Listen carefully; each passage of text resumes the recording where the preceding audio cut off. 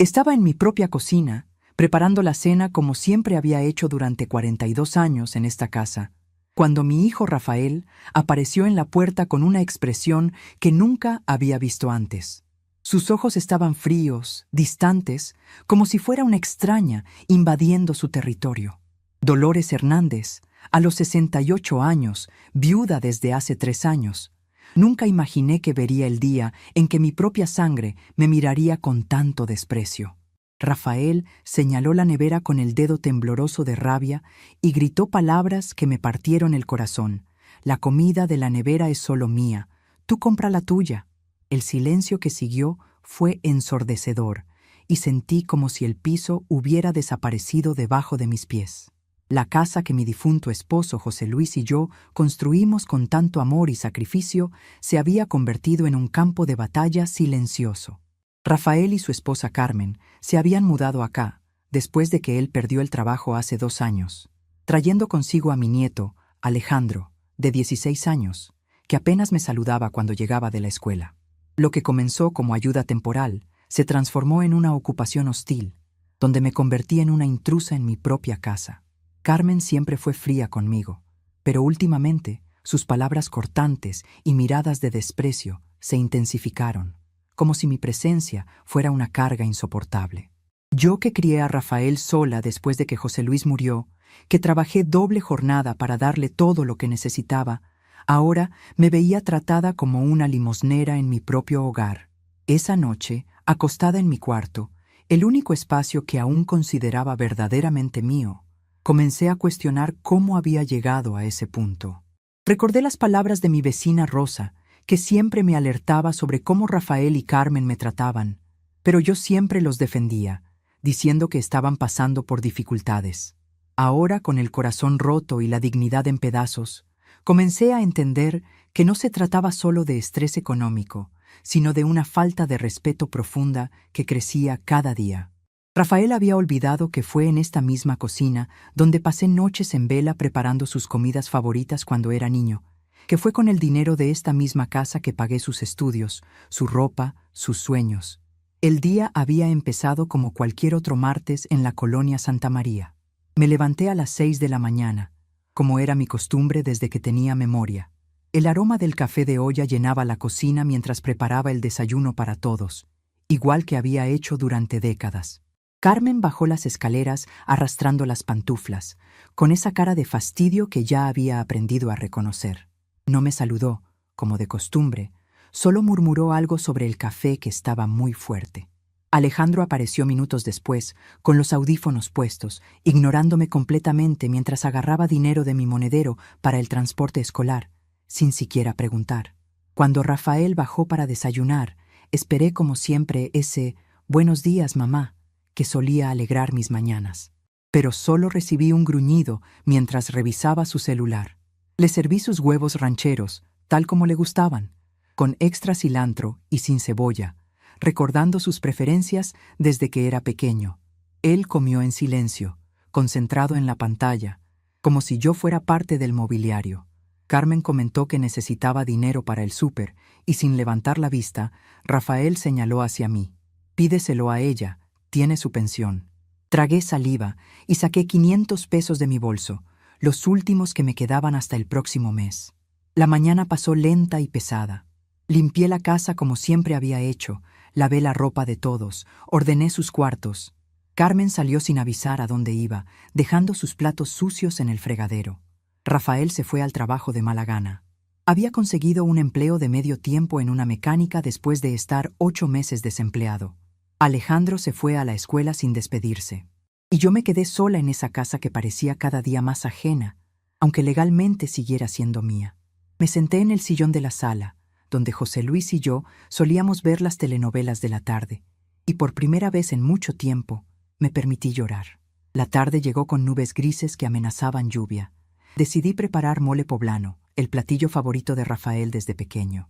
Gasté mis últimos 150 pesos comprando los ingredientes más caros: el chocolate de mesa, los chiles anchos, las almendras.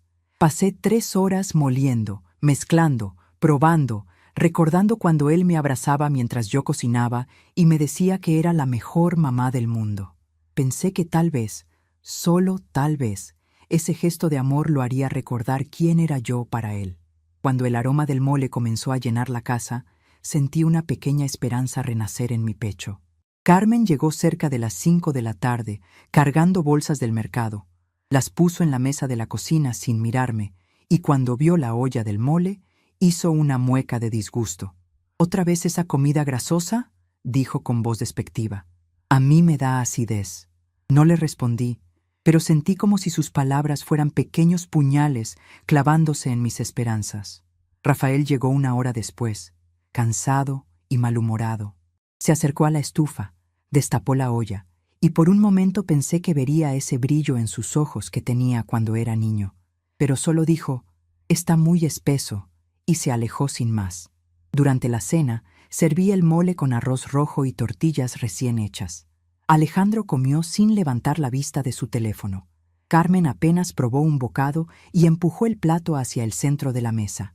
Rafael comió mecánicamente, sin un solo comentario sobre el esfuerzo que había puesto en esa comida. El silencio en la mesa era tan denso que podía cortarse con cuchillo. Intenté iniciar conversación preguntando sobre el trabajo de Rafael, sobre las clases de Alejandro, pero solo recibí respuestas monosilábicas. Era como si estuviera cenando sola, aunque la mesa estuviera llena. Después de la cena, como siempre, me levanté a lavar los platos. Carmen y Rafael se fueron a la sala a ver televisión, y Alejandro subió a su cuarto.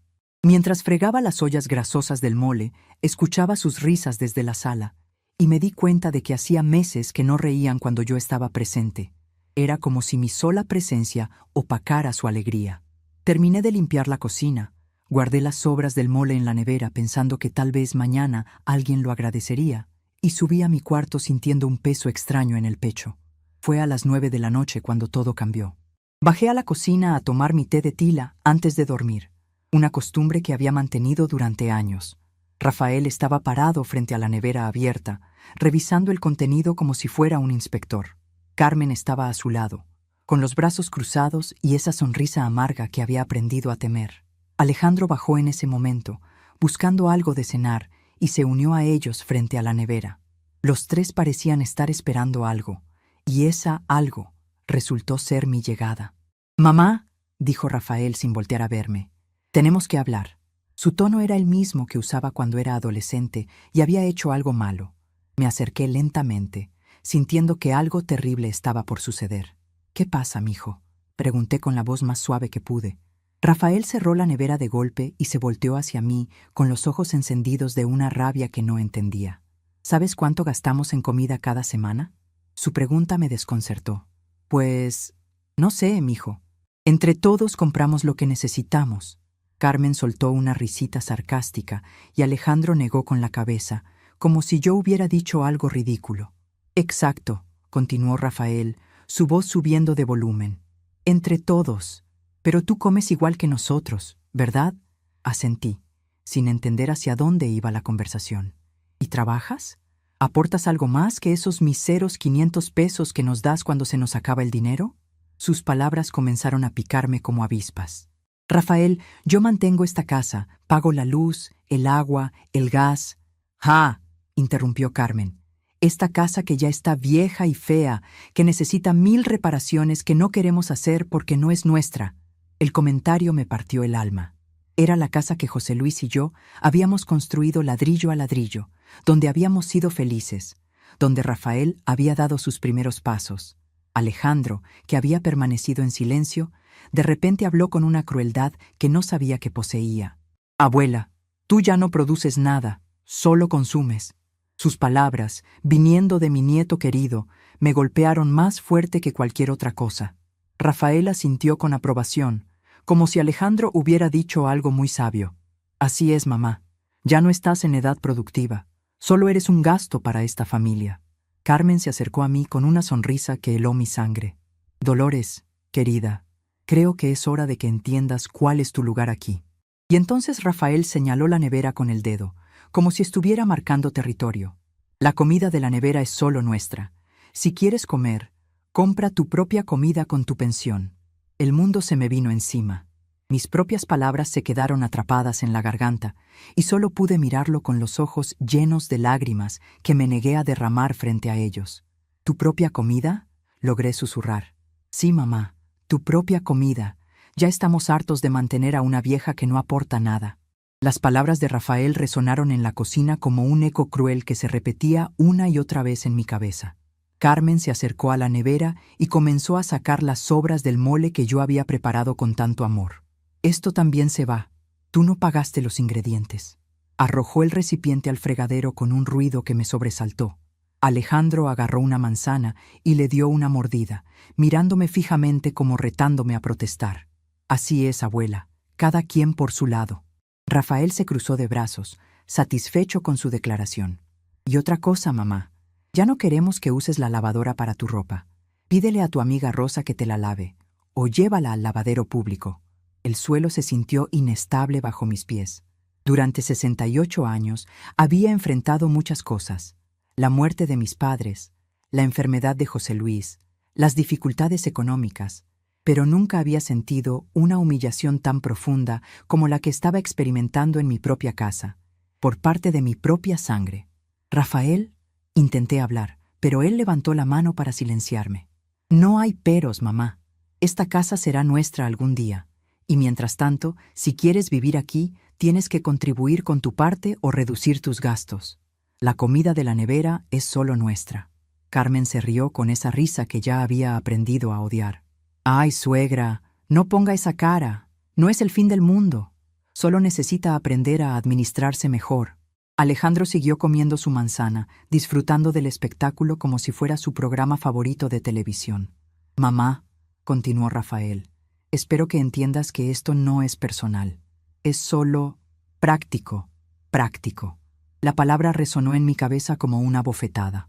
42 años de sacrificio, de amor incondicional, de noches sin dormir cuidándolo cuando estaba enfermo, de trabajar doble turno para darle todo lo que necesitaba, y todo se reducía a ser práctico. Me di la vuelta sin decir palabra y caminé hacia mi cuarto. Escuché sus voces a mis espaldas, riéndose, comentando algo que no alcancé a entender. Subí las escaleras sintiendo que cada escalón pesaba toneladas.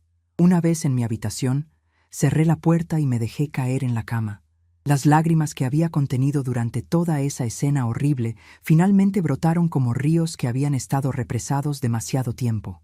Lloré por la traición, por la ingratitud, por el hijo que había perdido en algún momento sin darme cuenta. Lloré por José Luis, que se habría sentido destrozado al ver en qué se había convertido Rafael. Pero lo que ellos no sabían era que, en esa misma noche, mientras dormían tranquilamente en cuartos que no les pertenecían, yo estaba tomando una decisión que cambiaría todo para siempre. Las lágrimas que cayeron en mi almohada no eran solo de tristeza, sino también de una determinación creciente que no sentía desde hacía años. Tal vez era hora de mostrarles el verdadero valor de la mujer que tanto despreciaban. Pero lo que ellos no sabían era que todo estaba a punto de cambiar. Me levanté de la cama y me acerqué al viejo ropero de madera donde guardaba mis documentos importantes. Con manos temblorosas, saqué una caja de metal que no había abierto en años. Adentro estaban todos los papeles legales de la casa, la escritura original, los recibos de pago de los últimos 30 años, el testamento que José Luis y yo habíamos hecho. Ahí estaba mi nombre, claramente escrito como única propietaria legal de la propiedad. Rafael, Carmen y Alejandro habían olvidado un detalle muy importante. Esa casa era mía, completamente mía. Mientras revisaba los documentos, recordé las palabras de mi comadre Rosa cuando me había visitado la semana pasada. «Dolores», me había dicho, «tú no tienes que aguantar esto. Esa casa es tuya, y si ellos no te respetan, pues que busquen otro lugar donde vivir». En ese momento, había pensado que Rosa exageraba, que las familias debían mantenerse unidas sin importar las dificultades. Pero ahora, sentada en mi cama con las escrituras en las manos, comencé a entender que el respeto no es opcional en una relación familiar, es fundamental. La madrugada me encontró despierta, planeando. A las 6 de la mañana llamé al licenciado Eduardo Vázquez, el abogado que había manejado los asuntos legales de José Luis y míos durante años. Licenciado, le dije cuando contestó. Necesito verlo urgentemente. Es sobre mi casa. Su voz sonaba preocupada cuando me citó para esa misma tarde. ¿Está todo bien, señora Dolores? Todo está a punto de estar muy bien, licenciado. Esa fue mi respuesta. Rafael se fue al trabajo esa mañana sin sospechar nada. Carmen salió de compras con dinero que había tomado de mi monedero sin preguntar. Alejandro se fue a la escuela después de agarrar dinero para el transporte, como siempre, y yo me quedé sola en esa casa que legalmente era mía, pero emocionalmente se había convertido en una prisión, pero no por mucho tiempo más. Y cuando ellos regresaron a casa esa noche, esperando encontrar a la misma Dolores, sumisa y quebrada, todo lo que quedaba era una nota sobre la mesa de la cocina. Los días siguientes fueron una secuencia dolorosa de humillaciones silenciosas que tragaba sin quejarme, como siempre había hecho.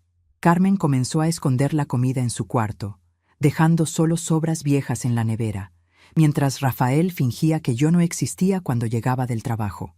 Alejandro, mi nieto que yo solía llevar al parque cuando era pequeño, ahora me evitaba como si fuera contagiosa. Me acordaba de cuando Carmen quedó embarazada, y yo me quedé despierta noches enteras haciendo ropitas para el bebé, soñando con los momentos en que sería abuela. Esa Carmen amorosa y agradecida había desaparecido, reemplazada por una mujer amarga que veía en mí solo un obstáculo en sus planes de vida. Las memorias dolorosas comenzaron a atormentarme durante las madrugadas de insomnio. Me acordé de José Luis en sus últimos días en el hospital, pidiéndome que cuidara bien a Rafael y que me asegurara de que nuestra familia permaneciera unida. Le había prometido que nuestra casa siempre sería un hogar lleno de amor y acogida, pero ahora se había convertido en una prisión donde yo era la única prisionera. Recordé los sacrificios que hice. Vendí mis aretes de oro para ayudar a Rafael a abrir ese pequeño negocio que quebró. Usé mi pensión para pagar las deudas que acumuló, siempre creyendo que algún día él reconocería mi amor. Lo que más me quebrantaba no eran las palabras duras, sino el silencio. Ese silencio helado que me rodeaba cuando estaban juntos en la sala, riendo y conversando como si yo no existiera. La primera mañana después de la humillación de la nevera, bajé a la cocina esperando que todo hubiera sido una pesadilla, pero ahí estaba Carmen, guardando el jamón en una bolsa que llevó a su cuarto. «Buenos días, suegra», me dijo con esa sonrisa falsa que había perfeccionado. «Espero que haya entendido lo de anoche. Rafael y yo hablamos y decidimos que es mejor así, cada quien sus gastos». Asentí en silencio. Preparé mi café solo con agua y azúcar, ya que la leche también había desaparecido. Carmen se fue a trabajar tarareando una canción, como si no hubiera hecho nada malo. Rafael bajó media hora después, buscando su termo de café. Al ver que la cafetera estaba vacía, me miró con irritación. «¿No hay café?» «Sí hay, mijo. Lo que pasa es que no sé si puedo usar tu café». Él suspiró exageradamente, como si yo fuera una niña haciendo berrinche. «Ay, mamá, no sea dramática. Claro que puede usar el café, solo digamos que cada quien ponga para sus cosas especiales». Preparé café nuevo, le serví su termo y él se fue sin darme las gracias. Esa fue la nueva rutina. Yo podía usar lo básico, pero todo lo demás requería permiso o contribución especial. Durante esa primera semana, intenté mantener mi dignidad comprando mis propios alimentos. Con mi pensión de 1,200 pesos mensuales, después de aportar 400 para servicios, me quedaban 800 para todo lo demás. El súper se volvió un campo de batalla personal. Calculaba cada peso, elegía las marcas más baratas, compraba porciones mínimas. Una lata pequeña de atún, una bolsa de frijoles, arroz, algunas tortillas. Mientras tanto, veía a Carmen llenar su carrito con carne de primera, quesos importados, yogures de marca, jugos caros para Alejandro. La humillación más grande llegó el viernes de esa primera semana. Estaba preparando mi cena, un huevo frito con frijoles refritos, cuando llegó la comadre Rosa de visita. Carmen y Rafael estaban cenando tacos de carnitas que habían comprado en el puesto de la esquina. El aroma llenaba toda la casa, y mi estómago rugía de hambre. Rosa se sentó conmigo en la cocina y notó inmediatamente la diferencia entre mi plato austero y la cena abundante de ellos. «¿Y usted por qué no está cenando tacos, comadre?», preguntó en voz alta. Carmen contestó desde la sala. «Ay, doña Rosa, Es que mi suegra prefiere cuidar su peso. Está a dieta.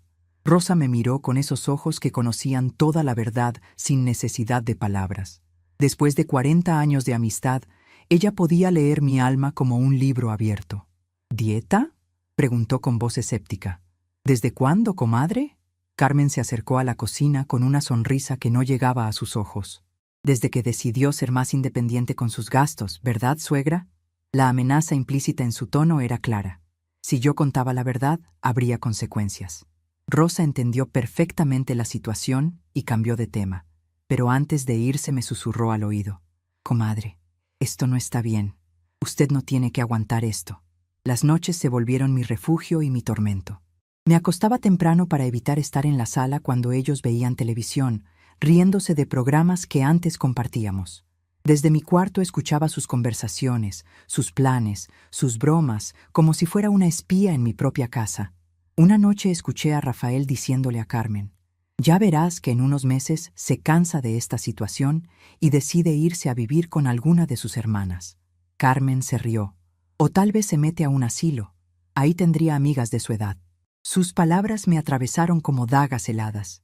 Los fines de semana eran los peores. Rafael y Carmen se levantaban tarde, desayunaban en la cama viendo películas en la televisión del cuarto principal, la televisión que José Luis y yo habíamos comprado para nuestro aniversario. Alejandro se quedaba jugando videojuegos hasta altas horas, gritando por sus audífonos con amigos en línea. Yo me quedaba sola en la planta baja, limpiando una casa que cada vez se sentía menos mía, preparando comidas que nadie me agradecía, lavando ropa que incluía la de ellos porque Carmen se olvidaba de hacer su parte. Un domingo particularmente doloroso, decidí hornear un pastel de 3 leches, el favorito de Rafael desde la infancia. Gasté mis últimos 120 pesos en los ingredientes más frescos: crema, leche condensada, leche evaporada, huevos orgánicos. Pasé toda la mañana preparándolo con el mismo amor de siempre, recordando cuando Rafael me ayudaba a batir la mezcla y se robaba probaditas cuando yo no veía. El aroma dulce llenó toda la casa, y por un momento sentí que había recuperado algo de mi lugar en esa familia. Cuando Rafael bajó y vio el pastel enfriándose en la mesa, sus ojos se iluminaron por un instante. ¿Pastel de 3 leches?, preguntó acercándose. Sí, mijo, como te gustaba cuando eras niño. Por un momento pensé que había quebrado la barrera fría que se había construido entre nosotros. Pero entonces Carmen apareció, miró el pastel y dijo: «Ay, Rafael, ¿no habíamos quedado en que íbamos a comprar tarta de limón en la pastelería nueva?». Rafael se alejó del pastel inmediatamente. «Tienes razón, mejor guardemos este para después». Carmen cortó una pequeña porción y se la llevó a su cuarto. «Está bueno, suegra, pero un poco dulce para mi gusto». El pastel se quedó ahí durante 3 días. Nadie más lo probó. Al 4.º día, Carmen lo tiró a la basura diciendo que ya se había echado a perder. Yo lo rescaté del bote y me comí un pedazo seca, ahí parada junto al fregadero, tragando no solo el pastel, sino también las lágrimas que amenazaban con derramarse. Era como comer mis propias esperanzas deshechas, mi amor convertido en desperdicio. Durante una tarde particularmente difícil, intenté conversar con Rafael sobre nuestra relación, recordando los momentos especiales que compartimos cuando él era más joven. Me senté a su lado en la sala mientras veía el fútbol y comencé a hablarle de cuando lo llevaba a los juegos del Estadio Azteca, de cómo gritábamos juntos cuando el América anotaba goles. Él me miró con irritación y me dijo que esos tiempos habían pasado, que ahora él tenía sus propias responsabilidades y no podía estar cargando peso muerto. Carmen se rió de esa risa cruel que se había vuelto la banda sonora de mis días, y Alejandro ni levantó los ojos de su teléfono. Rosa, mi vecina, intentaba convencerme de tomar alguna medida, pero yo siempre encontraba excusas. Estaban estresados, pasando por dificultades, necesitaban tiempo. En el fondo, yo sabía que me estaba mintiendo a mí misma, protegiéndome de una verdad que dolía demasiado para ser aceptada. «Comadre», me decía Rosa, «usted crió a ese muchacho con mucho amor, pero el amor no tiene que ser sufrimiento. Hay una diferencia entre ayudar a la familia y ser el tapete de la familia». Sus palabras resonaban en mi cabeza durante las noches de insomnio.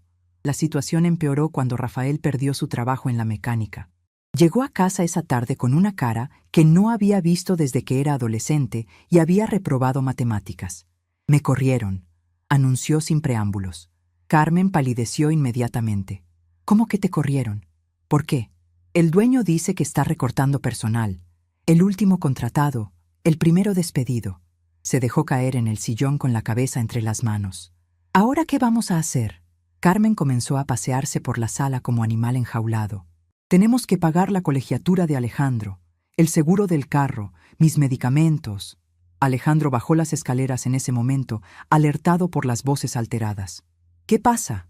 Rafael le explicó la situación, y el rostro de mi nieto se transformó en pánico. ¿Pero me van a cambiar de escuela? ¿Vamos a tener que irnos de aquí? Carmen lo abrazó protectoramente. No, mi amor, vamos a encontrar la manera. Entonces, los tres me miraron simultáneamente, como si acabaran de recordar que yo existía. La implicación era clara. Esperaban que yo solucionara su crisis económica. Mamá, dijo Rafael con esa voz suave que usaba cuando quería algo. ¿Usted podría ayudarnos un poquito más este mes? Solo hasta que encuentre otro trabajo. Carmen asintió vigorosamente. Sí, suegra. Usted sabe que nosotros siempre la ayudamos con todo. Ahora necesitamos que usted nos ayude a nosotros. Alejandro me miró con esos ojos grandes que había heredado de su papá. Por favor, abuela, no queremos irnos de aquí.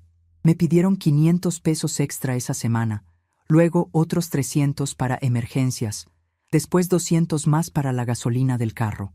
Al final del mes me había quedado sin un solo peso de mi pensión. Cuando les dije que no podía darles más dinero porque no tenía, Carmen estalló en una furia que me asustó. ¿Cómo que no tiene? ¿En qué se gasta toda su pensión? Le expliqué que había dado todo lo que tenía para ayudarlos a ellos, que ni siquiera me había quedado dinero para mi medicina de la presión. Pues entonces tendrá que conseguir más dinero de algún lado, fue su respuesta. O reducir sus gastos. Rafael asintió. Mamá, tal vez es hora de que considere vender algunas de sus cosas. Esas joyas que tiene guardadas, por ejemplo. Las joyas que mencionaba eran las últimas piezas que me quedaban de mi matrimonio con José Luis. Mi anillo de bodas, los aretes de perlas que me regaló en nuestro 10º aniversario, el collar que me dio cuando nació Rafael. Eran más que joyas. Eran los únicos objetos físicos que me conectaban con los momentos más felices de mi vida. No puedo vender eso, mijo. Son muy importantes para mí. Carmen bufó. ¿Más importantes que ayudar a su propia familia? ¿Qué va a hacer con esas joyas cuando se muera? Mejor que sirvan para algo útil ahora. La conversación escaló hasta convertirse en la primera pelea abierta que habíamos tenido desde que llegaron a vivir conmigo. Rafael me acusó de ser egoísta y aferrarme a cosas materiales cuando mi familia me necesitaba. Carmen dijo que era típico de las señoras de su generación, valorar más los objetos que las personas. Alejandro se quedó callado, pero pude ver en sus ojos que estaba absorbiendo cada palabra, aprendiendo que los adultos podían ser crueles cuando el dinero estaba involucrado. Esa noche subí a mi cuarto con el corazón más pesado que nunca. Saqué mi pequeño joyero de terciopelo azul y contemplé cada pieza, recordando las historias detrás de cada una. El anillo de bodas que José Luis me había puesto, con manos temblorosas de emoción en la iglesia de San Juan. Los aretes que me regaló cuando cumplimos 10 años de casados, diciéndome que eran para que brillara tanto como las estrellas que veíamos juntos en el patio trasero. El collar que me dio en el hospital cuando nació Rafael, susurrándome al oído que ahora éramos una familia completa. No pude vender las joyas, no esa noche ni la siguiente, pero la presión continuó. Carmen comenzó a hacer comentarios cada vez más directos sobre mi egoísmo. Rafael dejó de hablarme por completo durante 3 días. Alejandro me evitaba la mirada cuando le pedía que me ayudara con algo.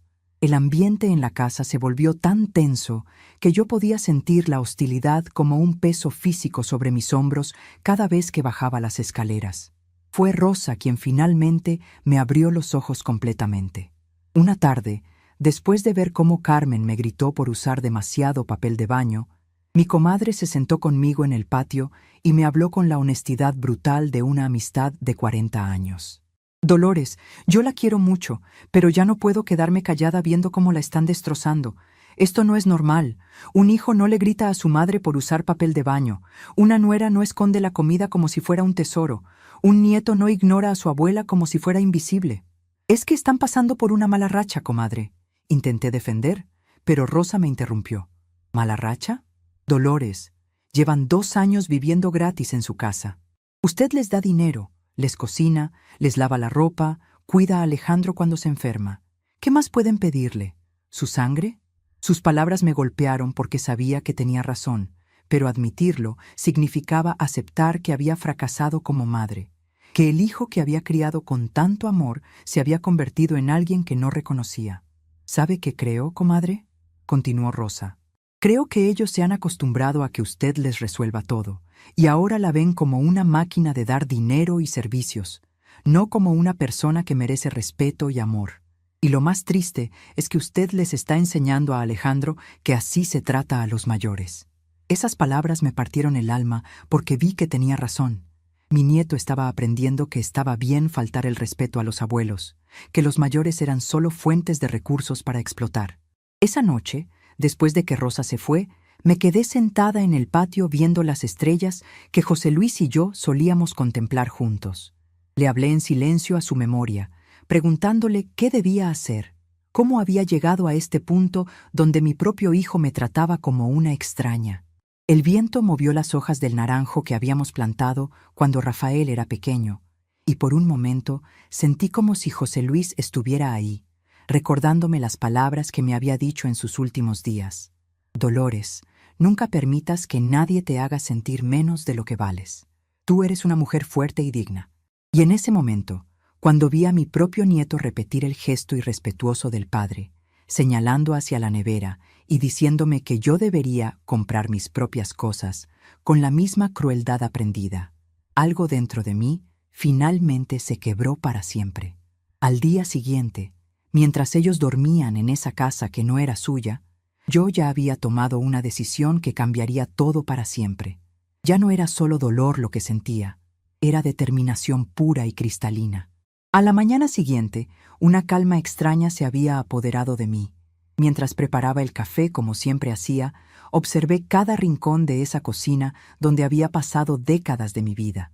Y por primera vez en mucho tiempo, sentí que realmente estaba viendo. No dije nada sobre los acontecimientos de la noche anterior. No confronté a nadie, solo sonreí cuando Carmen se quejó de que el café estaba muy débil. Rafael se fue al trabajo sin despedirse, como de costumbre, y Alejandro tomó dinero de mi bolsa para el almuerzo de la escuela sin ni siquiera preguntar. Ellos interpretaron mi silencio como sumisión, pero en realidad era determinación cristalizándose. Esa tarde hice algo que no había hecho en años. Abrí el armario donde guardaba los documentos importantes de la familia.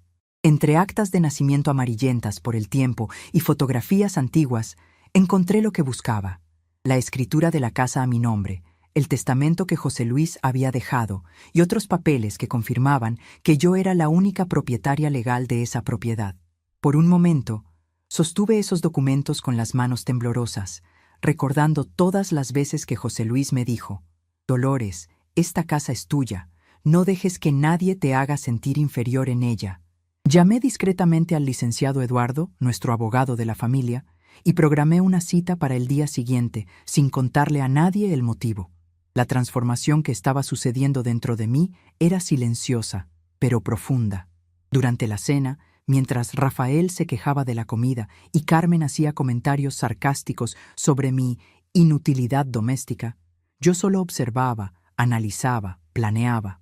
Por primera vez en meses, no sentí ganas de llorar o de defenderme. Sentí algo mucho más poderoso: control. Rosa me había ofrecido quedarme algunos días en su casa si necesitaba tomar un respiro. Y finalmente entendí que no necesitaba un respiro. Necesitaba un cambio completo. Ellos querían que yo desapareciera de sus vidas, pues yo haría exactamente eso, pero a mi manera. La cita con el licenciado Eduardo fue reveladora. Su oficina, pequeña pero organizada, olía a café y papel viejo. Las paredes estaban cubiertas de títulos y certificados que hablaban de una carrera dedicada al derecho familiar. Eduardo, un hombre de 55 años con cabello gris y lentes de aumento, me recibió con la calidez de quien había conocido a mi familia durante décadas. Señora Dolores, me dijo mientras revisaba los documentos que había llevado, usted es la única propietaria legal de esta casa.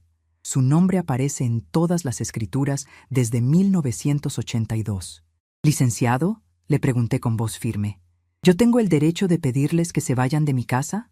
Eduardo me miró por encima de sus lentes, y pude ver en sus ojos que entendía perfectamente la situación sin necesidad de explicaciones detalladas. Señora Dolores, como propietaria única, usted tiene todo el derecho legal de determinar quién vive en su propiedad. Sin embargo, tratándose de familia, la ley requiere que se les dé un aviso previo de 30 días para encontrar otro lugar donde vivir. ¿Puedo preguntarle qué la ha llevado a considerar esta opción? Le conté todo. La humillación de la nevera, los insultos constantes, la manera en que me trataban como una sirvienta en mi propia casa, cómo mi propio nieto había aprendido a faltarme el respeto. Eduardo escuchó en silencio, tomando notas ocasionales, y cuando terminé mi relato, suspiró profundamente. Señora Dolores, lo que usted me describe no solo es legal de resolver, sino que es necesario. Nadie, ni siquiera la familia, tiene derecho a maltratarla en su propia casa. Preparamos todos los documentos necesarios, el aviso formal de desalojo, la transferencia completa de la propiedad a mi nombre exclusivo y las instrucciones para el banco sobre mi cuenta personal. Cuando salí de la oficina del licenciado, me sentí diferente. Caminé por las calles de la colonia Santa María con pasos más firmes de los que había tenido en meses. Me detuve en la panadería de don Joaquín, donde compré conchas dulces por primera vez en semanas. No porque las necesitara, sino porque quería. En el mercado, la señora Lupita me preguntó cómo estaba la familia, y por primera vez en mucho tiempo no mentí. Lupita, estoy aprendiendo que la familia verdadera no es solo la de sangre, sino la que te respeta y te valora. Ella me miró con curiosidad, pero sonrió y me dio extra cilantro sin cobrar. Esa noche, durante la cena, fue como ver una obra de teatro donde yo conocía el final, pero los actores no tenían idea. Rafael se quejó de que había muy poca carne en el guisado. Carmen murmuró que el arroz estaba muy salado. Alejandro ni siquiera probó la comida, diciendo que prefería pedir una pizza. Los observé con una claridad nueva, viendo no a mi familia querida, sino a 3 personas que habían decidido que yo no merecía respeto básico. ¿Sabes qué, mamá?, dijo Rafael de repente. Creo que es hora de que hablemos en serio sobre el futuro. Carmen se enderezó en su silla, como si hubiera estado esperando ese momento. Sí, suegra, Rafael y yo hemos estado pensando, y creemos que sería mejor para todos si usted considerara mudarse con alguna de sus hermanas. O tal vez a una casa más pequeña, más adecuada para una persona mayor. Rafael asintió con entusiasmo. Exacto, mamá. Esta casa es muy grande para usted sola. Tiene muchos gastos de mantenimiento. Nosotros podríamos quedarnos aquí, cuidándola, y usted estaría más cómoda en un lugar diseñado para personas de su edad. Alejandro, sin levantar la vista de su teléfono, agregó: Sí, abuela. Y así ya no tendríamos que estar dividiendo todo. Sería más fácil para todos. Las palabras salieron de su boca con la crueldad casual de quien ha sido educado a ver a los mayores como inconvenientes. Carmen sonrió con esa expresión que había aprendido a reconocer como peligrosa. Piénselo, suegra. Usted ya no tiene que preocuparse por esta casa tan grande. Nosotros nos encargaríamos de todo. Usted solo tendría que vivir su vida tranquila en otro lado. Por un momento, el viejo yo habría llorado, habría suplicado, habría tratado de convencerlos de que yo aún tenía valor en esa familia. Pero ese viejo yo había muerto la noche anterior. El nuevo yo solo sonrió y dijo: «Qué interesante propuesta. Déjenme pensarlo». Rafael se sorprendió por mi reacción calmada. Carmen frunció el ceño, como si hubiera esperado drama y lágrimas. Alejandro finalmente levantó la vista, confundido por mi tranquilidad. «¿En serio, abuela? ¿Lo va a pensar?» «Por supuesto, mijito. Voy a pensar muy bien en todo». Esa noche subí a mi cuarto y saqué una maleta vieja del armario. No la llené completamente, solo con lo esencial. Algunas mudas de ropa, mis medicinas, mis documentos personales y las pocas fotografías que realmente me importaban. Dejé las joyas en su lugar, Ya había decidido que no las vendería sin importar lo que pasara. Mientras empacaba, sentí una paz extraña. No era la paz de quien se rinde, sino la paz de quien finalmente ha tomado control de su situación. A las 6 de la mañana del día siguiente, llamé a Rosa. «Comadre, ¿todavía está en pie su oferta de quedarme unos días en su casa?» «Por supuesto, Dolores. ¿Qué pasó?» «Nada malo, comadre. Es que finalmente voy a hacer algo bueno». Rosa no hizo más preguntas, solo me dijo: «Venga cuando guste. Aquí la espero con café caliente». Cargué mi maleta, escribí una nota que dejé sobre la mesa de la cocina y salí de la casa que había sido mi hogar durante 42 años. La nota era simple y directa. Me voy unos días a casa de Rosa para pensar en la propuesta que me hicieron. Cuando regrese, tendremos una conversación importante. Las llaves están con Rosa si necesitan algo. No era una mentira. Sí iba a pensar, y sí tendríamos una conversación importante. Solo que no sería la conversación que ellos esperaban. Mientras caminaba hacia la casa de Rosa con mi maleta en mano, sentí como si me estuviera quitando un peso de encima que había cargado durante demasiado tiempo. Rosa me recibió sin hacer preguntas difíciles. Su casa, más pequeña que la mía pero llena de calidez, se convirtió en mi refugio temporal. Esa primera mañana, tomamos café en su cocina mientras le conté todo lo que había planeado. Rosa escuchó en silencio, y cuando terminé, solo dijo: «Ya era hora, comadre, ya era hora». No hubo juicios, no hubo intentos de disuadirme, solo el apoyo incondicional de una amistad verdadera. Desde la casa de Rosa, podía ver mi casa a media cuadra de distancia. Durante los primeros 2 días, vi a Rafael, Carmen y Alejandro entrar y salir con normalidad, como si mi ausencia no fuera más que una pequeña inconveniencia. El segundo día, Carmen incluso invitó a su hermana y sus hijos a almorzar. Los vi riéndose en el patio, usando los platos buenos que yo había guardado para ocasiones especiales, como si fuera su casa desde siempre. Esa escena me confirmó que había tomado la decisión correcta. El tercer día, Rafael vino a casa de Rosa. Tocó la puerta con urgencia, y cuando Rosa le abrió, pude escuchar la conversación desde la cocina. «Doña Rosa, necesito hablar con mi mamá». «Está ocupada, Rafael. Es importante. Tenemos que hablar sobre lo que va a pasar con la casa».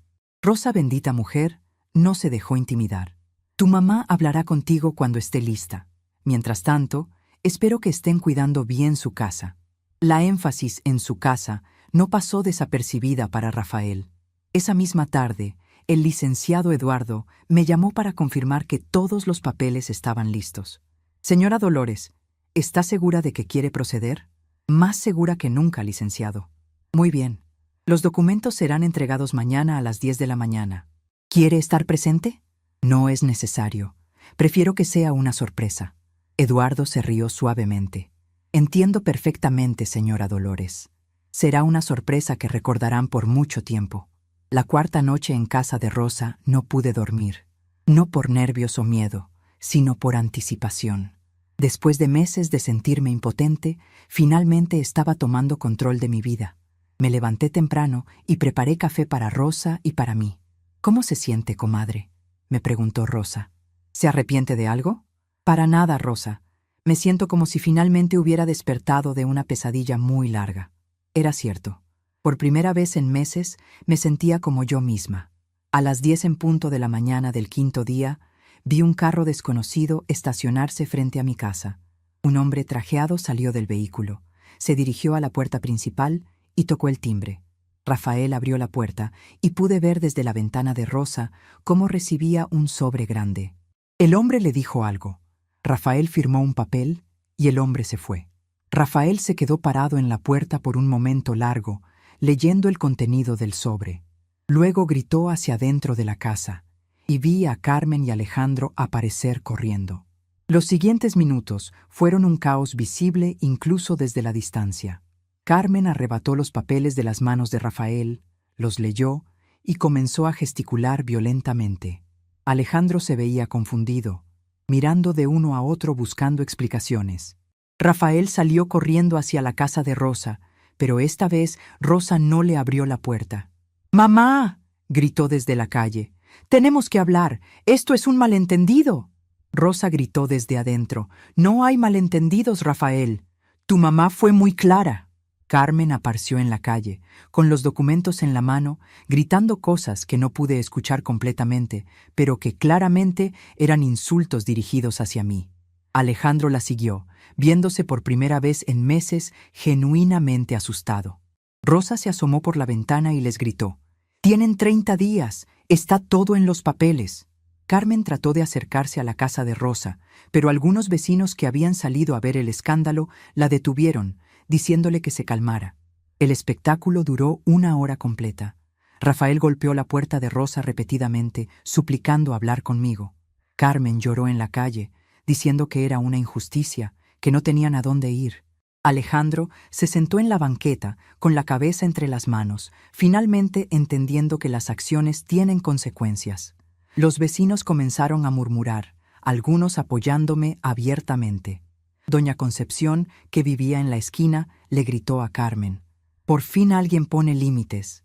Deberían estar agradecidos de haber vivido gratis tanto tiempo». Desde la ventana de Rosa los observé como si fuera una película. No sentí triunfo, no sentí venganza, solo sentí alivio. Después de meses de ser tratada como invisible, finalmente había hecho algo que me hacía completamente visible para ellos. Después de meses de sentirme impotente en mi propia casa, había recuperado mi poder de la manera más definitiva posible. No había gritado, no había llorado, no había suplicado. Simplemente había ejercido mi derecho legal de decidir quién vivía en mi propiedad. Esa tarde, Rafael regresó solo, sin Carmen ni Alejandro. Esta vez, Rosa me permitió hablar con él en la sala. Se veía mayor, más cansado, como si hubiera envejecido años en unas horas. «Mamá», dijo con voz quebrada, «no entiendo. ¿Por qué está haciendo esto? Somos familia». Me senté frente a él, con la calma de quien finalmente ha encontrado su centro. «Rafael, ¿cuándo fue la última vez que me trataste como familia?». La pregunta lo desconcertó. «¿Qué quiere decir?». «Quiero decir, ¿cuándo fue la última vez que me hablaste con respeto, que me dijiste gracias por algo, que me incluiste en una conversación familiar, que me trataste como tu madre y no como tu empleada doméstica?». Rafael abrió la boca para responder, pero no salieron palabras. «Quiero decir, ¿cuándo fue la última vez que no me hiciste sentir como una carga en mi propia casa?».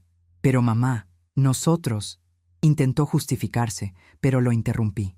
«Rafael, la semana pasada tu hijo me dijo que yo no producía nada, que solo consumía. Tu esposa esconde la comida para que yo no la coma, y tú me dijiste que compre mi propia comida en mi propia casa. ¿Eso es familia?». Rafael se quedó en silencio por un momento largo. «Mamá, estábamos estresados, pasando por una mala racha económica». «Rafael», lo interrumpí nuevamente, «la pobreza no justifica la crueldad. Los problemas económicos no dan derecho a faltar el respeto». Se quedó callado durante varios minutos y pude ver en sus ojos que estaba procesando verdades que había evitado enfrentar. «¿Qué quiere que hagamos, mamá?».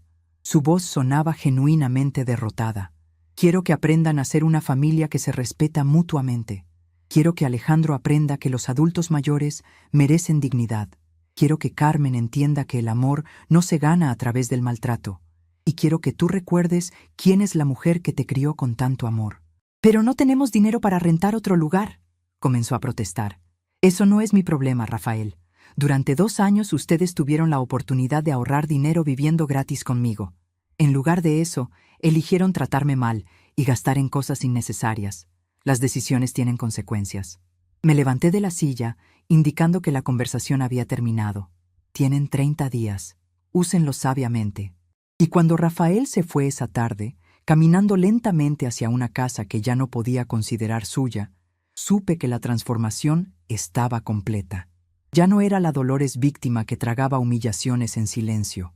Ahora era la Dolores que había recuperado su dignidad y su poder. Y por primera vez en meses, cuando me acosté esa noche en la habitación de huéspedes de Rosa, dormí profundamente y sin pesadillas. Los 30 días que siguieron fueron como ver una película en cámara lenta.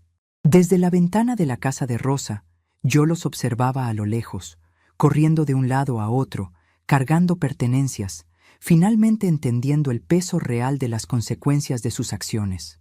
Rafael intentó acercarse varias veces, prometiendo cambios, pero yo había aprendido la diferencia entre arrepentimiento verdadero y desesperación por conveniencia.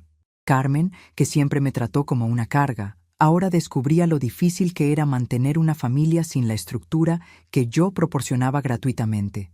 En el último día del plazo, finalmente se fueron, y yo regresé a mi casa, no como una intrusa, sino como la dueña que siempre fui. La primera semana después de su partida fue extraña y liberadora a la vez. La casa se sentía enorme y silenciosa, pero por primera vez en años era un silencio de paz, no de tensión. No había nadie quejándose de mi comida, nadie escondiendo las provisiones, nadie tratándome como si fuera invisible. Caminé por cada habitación, reclamando mi espacio, recordando cómo se sentía ser bienvenida en mi propia casa. El cuarto que había sido de Rafael y Carmen necesitaba limpieza profunda. Cambié las sábanas, limpié los armarios y poco a poco fui borrando las huellas de su presencia amarga. Durante esos primeros días, varios vecinos vinieron a visitarme. Doña Concepción trajo tamales y me felicitó por haber puesto orden en mi casa. Don Joaquín de la panadería me envió conchas dulces con una nota que decía: para una mujer valiente que recuperó su dignidad. Rosa, por supuesto, se convirtió en mi compañía constante, pero ya no como refugio de una crisis, sino como la amistad genuina que siempre había sido. ¿Cómo se siente, comadre?, me preguntó una tarde mientras tomábamos café en mi cocina recién liberada. Me siento como si hubiera despertado de un sueño muy largo y muy malo. La primera llamada llegó al 5.º día. Rafael sonaba desesperado. Mamá, encontramos un departamento, pero necesitamos dinero para el depósito. ¿Nos puede ayudar? Su tono ya no era demandante, era suplicante, pero mi respuesta fue clara. Rafael, durante 2 años vivieron gratis en mi casa. Si no pudieron ahorrar en todo ese tiempo, eso no es responsabilidad mía. Hubo un silencio largo del otro lado de la línea. Pero mamá, somos familia. Exacto, Rafael, somos familia. Y la familia se trata con respeto y amor, no con crueldad y desprecio. Carmen intentó una estrategia diferente. Vino a visitarme una semana después, esta vez sola, con una actitud completamente distinta. Ya no era la mujer arrogante y cruel que había vivido en mi casa. Ahora se veía cansada, derrotada, genuinamente arrepentida. Suegra, me dijo sentada en mi sala, sé que cometimos errores graves. Sé que la tratamos mal, y no tengo excusa para eso. Solo quería pedirle perdón y preguntarle si hay alguna manera de arreglar esto. La escuché con atención.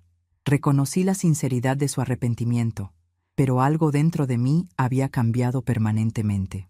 Carmen, le respondí con calma, agradezco que vengas a disculparte. Eso habla bien de ti, pero el daño que se hizo no se puede borrar con una disculpa. Durante meses me humillaste en mi propia casa, me hiciste sentir como un estorbo, permitiste que mi nieto aprendiera a faltarme el respeto. Esas acciones tuvieron consecuencias.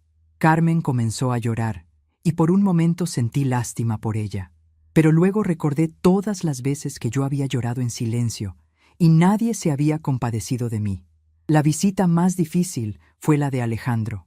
Mi nieto vino un domingo por la tarde, tocó la puerta con timidez, y cuando abrí, vi en sus ojos algo que no había visto en meses: vulnerabilidad genuina. Abuela, ¿puedo pasar? Asentí y lo llevé a la cocina, donde le serví un vaso de leche con galletas, como solía hacer cuando era pequeño. Abuela, dijo con voz quebrada, ¿por qué nos corrió? ¿Ya no nos quiere? La pregunta me partió el corazón, porque vi que finalmente entendía que sus acciones habían tenido consecuencias reales. Alejandro, le dije tomando sus manos, yo los amo, pero el amor no significa permitir que me traten mal. Tú aprendiste a hablarme con desprecio, a ignorarme, a verme como alguien que solo sirve para dar dinero. Eso no está bien, mijito, y si yo lo permitía, estaba enseñándote que está bien faltar el respeto a los adultos mayores. Alejandro lloró entonces, con el llanto genuino de un adolescente que finalmente entiende que ha hecho algo terriblemente malo.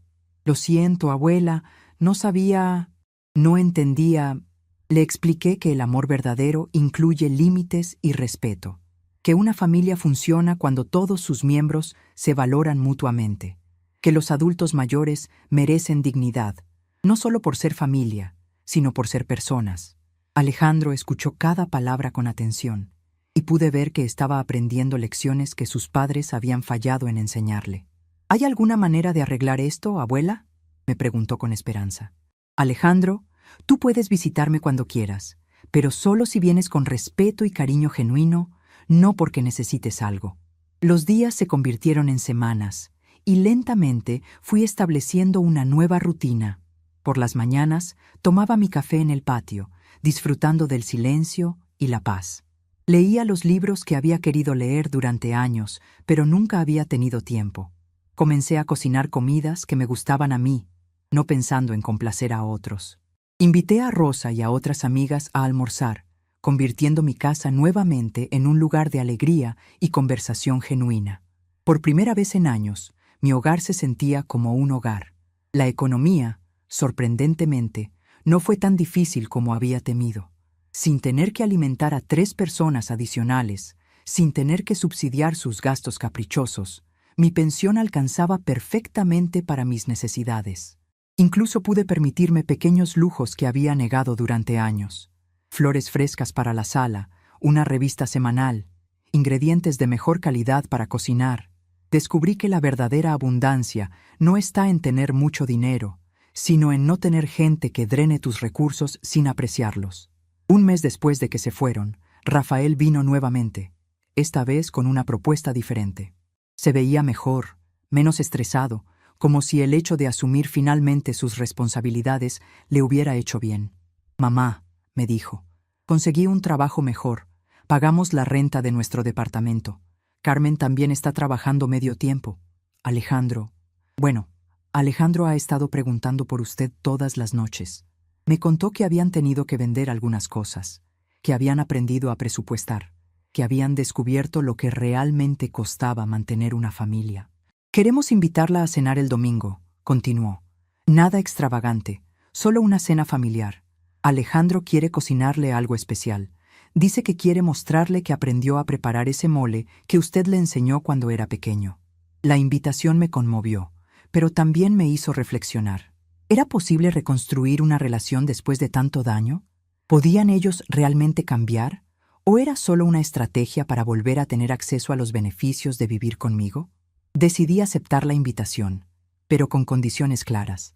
«Rafael, iré a cenar con ustedes, pero quiero que entiendas que esto no significa que las cosas van a volver a ser como antes.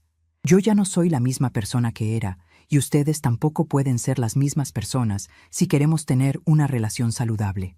Rafael asintió vigorosamente. «Entiendo, mamá. Solo queremos la oportunidad de mostrarle que hemos aprendido de nuestros errores».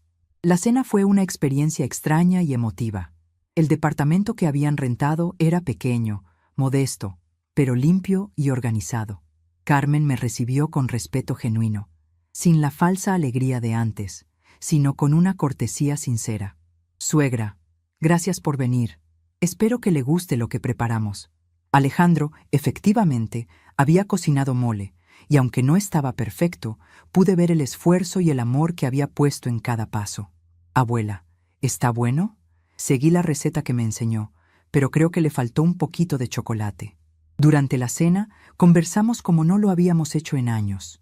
No sobre dinero, no sobre problemas, sino sobre la vida, sobre recuerdos felices, sobre planes para el futuro. Carmen me contó sobre su trabajo en una oficina.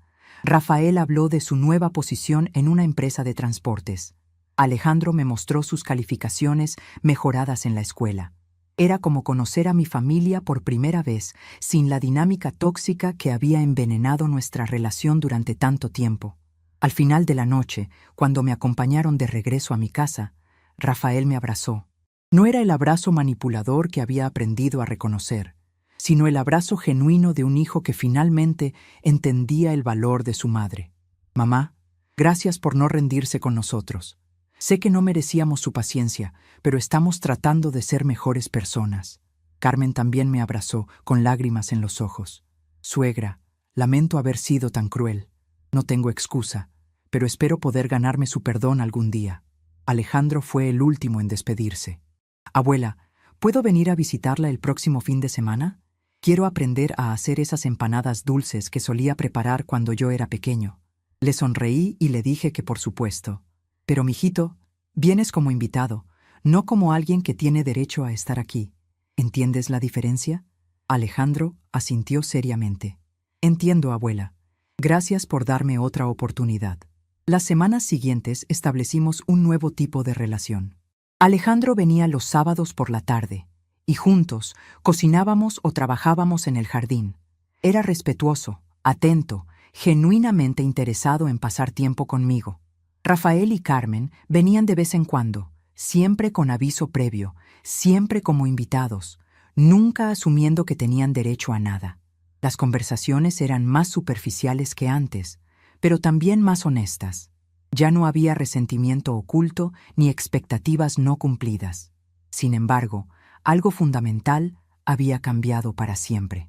Yo ya no era la abuela sacrificada que daba todo sin recibir respeto a cambio. Ya no era la madre que permitía cualquier comportamiento con tal de mantener la familia unida. Había aprendido que el amor propio es tan importante como el amor a otros, que la dignidad no es negociable, que los límites saludables fortalecen las relaciones en lugar de debilitarlas. Una tarde, mientras regaba las plantas del patio, Rosa vino a visitarme con una expresión curiosa en el rostro. «Comadre, ¿no extraña tenerlos aquí? ¿No se siente sola?» La pregunta me hizo reflexionar profundamente. «Rosa, extraño la familia que pensé que tenía, pero no extraño la manera en que me trataban. Y en cuanto a la soledad, he aprendido que estar sola no es lo mismo que sentirse sola. Cuando vivía con ellos, me sentía más sola que nunca, a pesar de estar rodeada de gente. Esa noche, mientras cenaba tranquilamente en mi cocina, pensé en José Luis y en cómo se habría sentido al ver toda esta situación.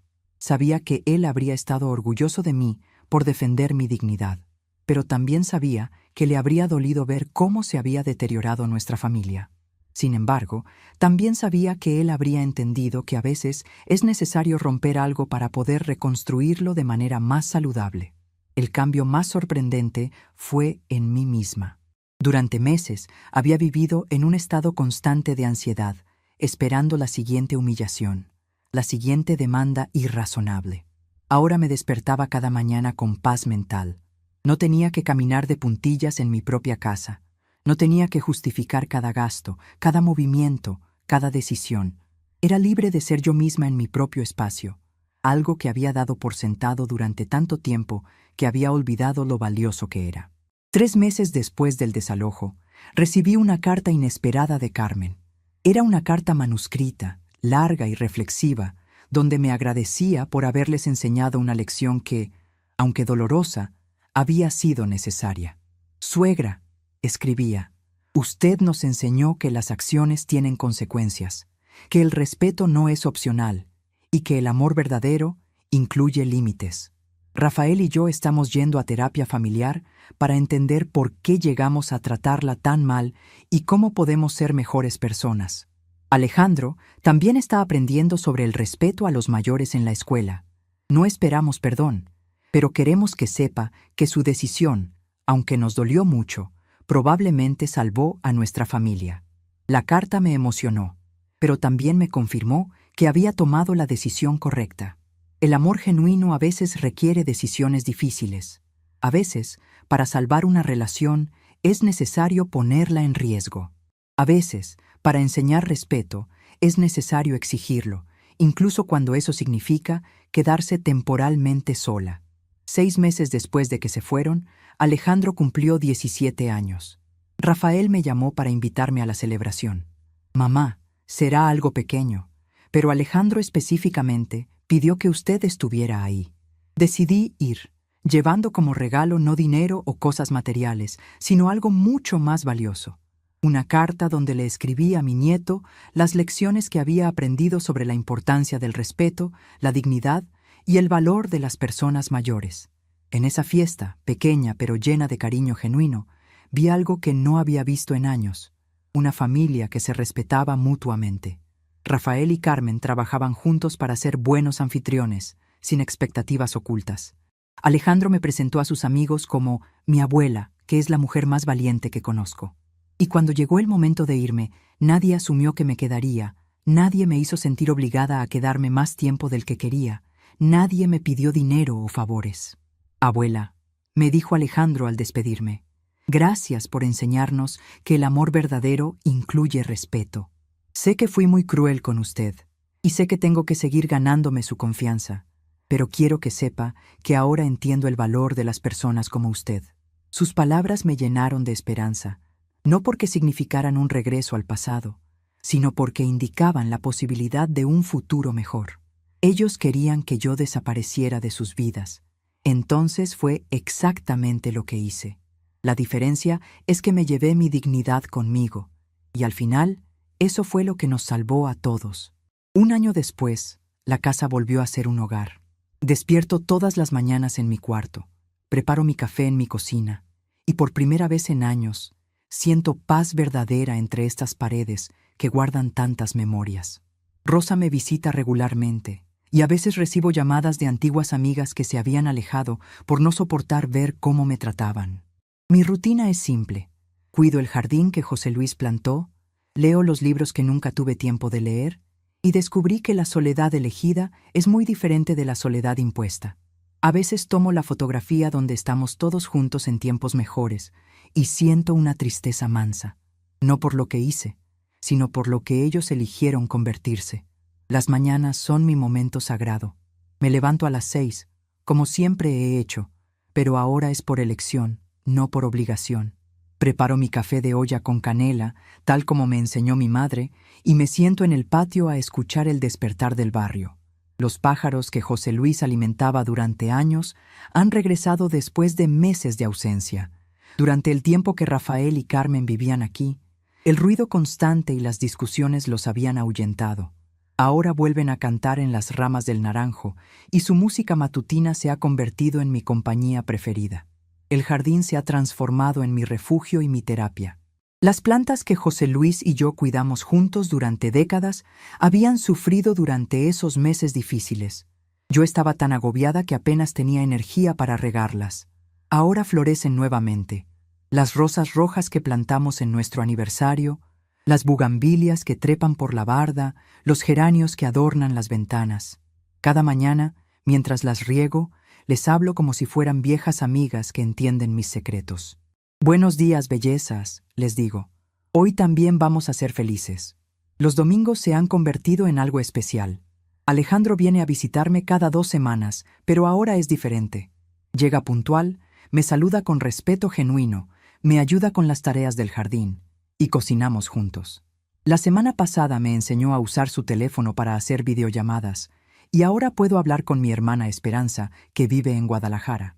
Dolores, me dice mi hermana durante nuestras conversaciones, suenas diferente, suenas en paz. Tiene razón. He encontrado una tranquilidad que no conocía desde los primeros años de mi matrimonio. Rafael y Carmen mantienen una distancia respetuosa pero cordial. Me llaman cada 15 días para preguntar cómo estoy. Me invitan a almorzar una vez al mes, pero siempre como invitados, nunca asumiendo derechos. La dinámica ha cambiado completamente.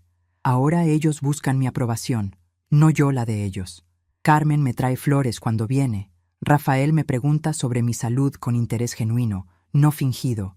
Es extraño pero sanador estar en el lado receptor del respeto que siempre di, pero rara vez recibí. La casa se siente viva de una manera diferente. Sin la tensión constante, sin las discusiones, sin la sensación de caminar en terreno minado, cada habitación ha recuperado su propósito original. La sala volvió a ser un lugar de descanso, no un campo de batalla. La cocina es nuevamente el corazón cálido del hogar, no una zona de conflicto sobre comida y recursos. Mi cuarto es mi santuario personal, donde puedo leer hasta tarde sin que nadie me diga que gasto mucha luz. Las tardes las dedico a actividades que había abandonado durante años. He retomado mis clases de costura en el centro comunitario, donde me reencuentro con señoras de mi edad que comprenden mis experiencias. Doña Esperanza, una mujer de 73 años que también pasó por situaciones familiares difíciles, se ha convertido en una confidente cercana. A nuestra edad, me dice mientras bordamos manteles, ya no tenemos tiempo para aguantar maltratos. La vida es muy corta para vivir sin dignidad. Los vecinos me tratan diferente ahora. Antes me veían con lástima, sabiendo cómo me trataban en mi propia casa, pero sin atreverse a intervenir. Ahora me miran con respeto, algunos incluso con admiración. Doña Concepción me dijo la semana pasada: usted nos enseñó a todos que nunca es demasiado tarde para defender nuestros derechos.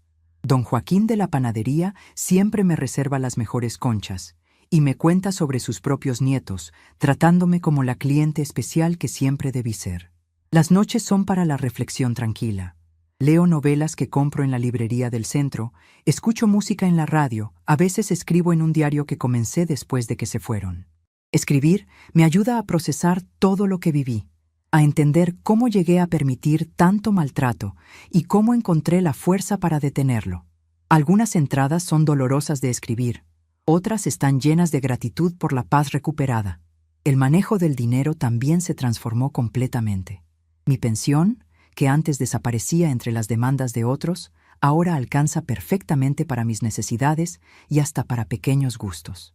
Me compré una televisión nueva para mi cuarto, algo que quería hacer desde hacía años, pero nunca podía porque siempre había gastos más importantes de otros. Tengo una cuenta de ahorros que crece cada mes, algo impensable cuando mantenía a 3 adultos adicionales. Los fines de semana son especialmente tranquilos. A veces invito a Rosa a ver películas antiguas que nos recuerdan nuestra juventud.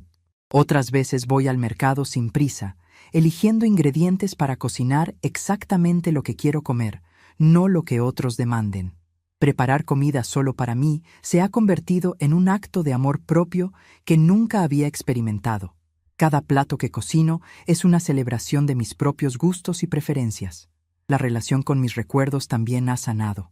Durante meses, los recuerdos felices con Rafael estaban contaminados por el dolor de cómo había llegado a tratarme.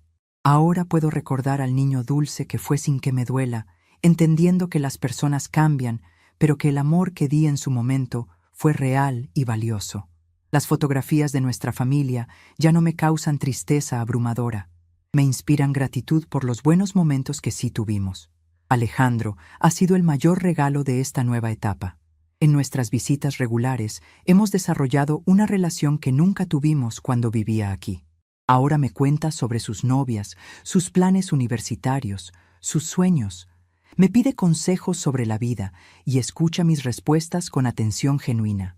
Abuela, me dijo el domingo pasado, gracias por enseñarme que las personas mayores tienen sabiduría importante que compartir. En la escuela ahora participo en un programa donde visitamos asilos para pasar tiempo con los abuelos que no tienen familia. Carmen se ha transformado de manera sorprendente. La mujer arrogante y cruel que conocí se ha convertido en alguien más humilde y reflexiva. En nuestra última conversación telefónica me contó que está estudiando para ser auxiliar de enfermería geriátrica. Suegra, me dijo, quiero trabajar con personas mayores, porque aprendí de usted lo valiosas que son y lo mal que las tratamos como sociedad. Su cambio parece genuino, aunque mantengo una distancia prudente.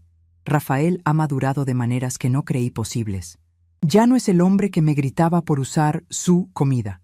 Ahora es alguien que llama para preguntarme si necesito que me traiga algo del mercado cuando viene a visitarme.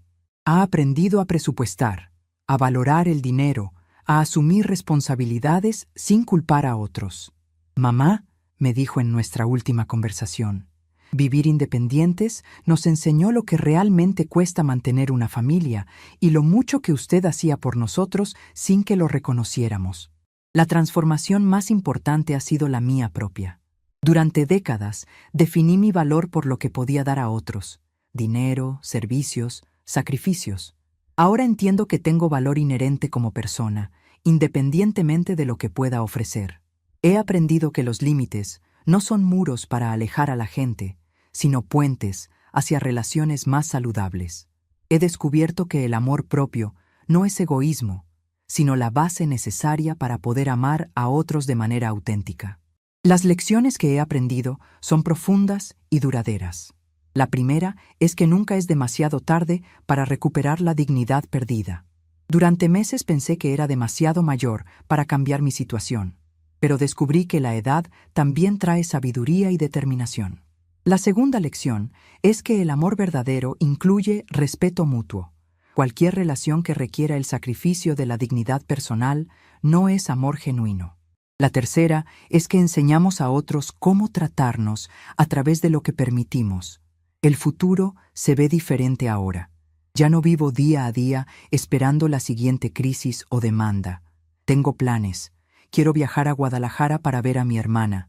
Quiero tomar clases de computación en el centro comunitario. Quiero escribir la historia de mi vida para dejarla como legado para Alejandro. Son planes modestos pero genuinos, basados en mis propios deseos, no en las expectativas de otros. Cuando la gente me pregunta si me arrepiento de haber corrido a mi familia de la casa, mi respuesta es siempre la misma. No corrí a mi familia. Salvé a mi familia al enseñarles que el respeto no es opcional. La decisión que tomé no fue fácil, pero fue necesaria.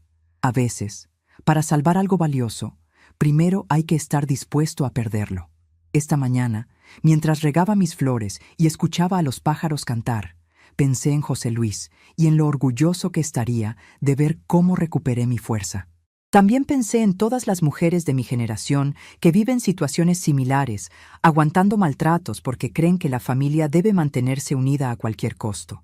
Espero que mi historia pueda inspirar a alguien más a entender que la dignidad no tiene edad de vencimiento. A veces, el mayor comienzo nuevo es el silencio que elegimos mantener. Y descubrí que la familia verdadera no es aquella que comparte la misma sangre, sino aquella que comparte el mismo respeto. Estamos curiosos para saber hasta dónde llegó esta historia. ¿De dónde nos están viendo? Comenten abajo.